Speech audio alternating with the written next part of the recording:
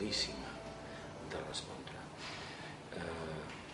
Però per dir-ho amb molt poques paraules, una persona passional, temperada per la raó i per la capacitat d'anàlisi i, en certa manera, doncs, frenada per la capacitat d'anàlisi que aplico a les meves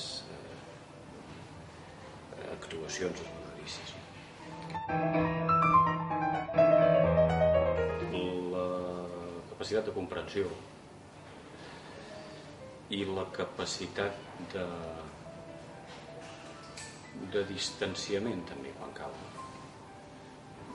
També la capacitat relacionada amb aquesta segona condició d'ironia i de sentit de l'humor, diguem-ne, intel·ligent. Per descomptat, la bonhomia com a complement de tot plegat. Té bastant a veure amb la llibertat, molt a veure amb la llibertat, de fet, i alhora amb un mínim de dignitat transversal, compartida. El benestar individual és una altra cosa, més relacionada amb un estat d'esperit, amb un estat d'ànim, amb un estat d'equilibri de les passions i de les raons que deia abans.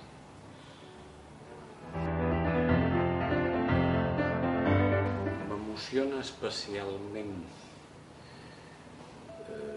diria que moltes coses, com suposo que la majoria, però per contravenir l'enunciat, la pregunta, diria que potser m'emociona encara més la contemplació de determinat paisatge, de determinada ordenació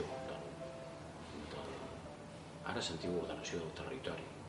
Jo no ho diria així perquè, a part de petulant, és molt inconcret això.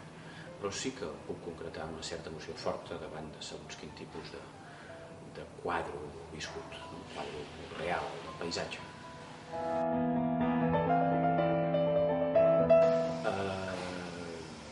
I dur. Jo soc tintinòfil i vostès perdonin. Potser és el màxim a què he arribat en això d'aquestes devocions una mica irracionals o cap a una figura a la meva adolescència.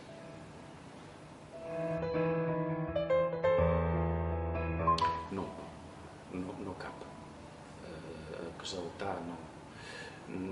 Diria que no entra gaire dintre del meu diccionariet de butxaca personal i intransferible de l'exaltació, perquè allò que deia al principi de l'apassionament, en la mesura en què el tamiso sempre que puc amb l'anàlisi o amb la raó, doncs les exaltacions perden pes i no li'n sabria dir cap. Posats a dir confidències de Visconti, és una pel·lícula que trobo que molt important per mi i molt important crec que per la història del cine i per la història fins i tot diria de l'art.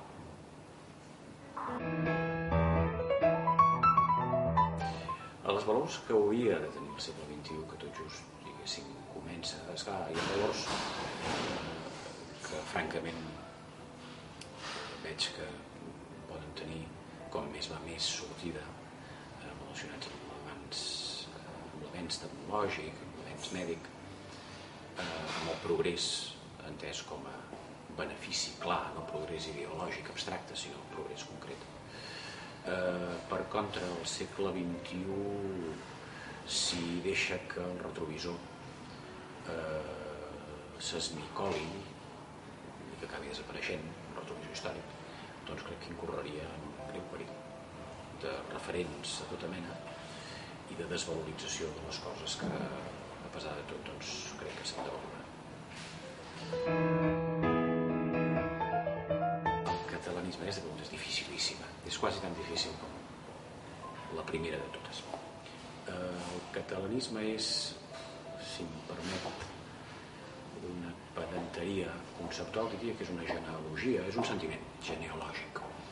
Per tant, té molt a veure amb la vivència, té molt a veure amb l'emoció. Això no vol pas dir que sigui un sentiment irracional, però que sí que té primàriament molt de motiu.